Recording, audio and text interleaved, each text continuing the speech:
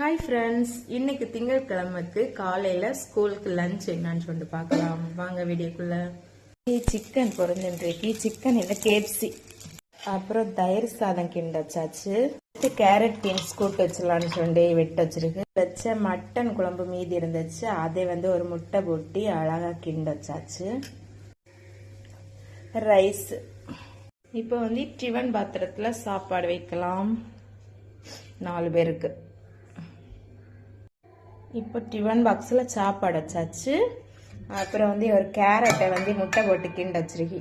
கேப்சி கொஞ்சம் கேரட் கூட்டு, இது கேரட் கூட்டு தின்ன மாட்டேன், அதனால சிக்கன் தான்.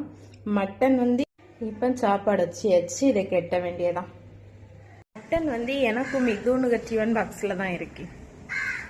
தானே சாப்பிடு எடுத்துட்டா இதோட அள்ளு கொடுக்க போறேன் சும்மா.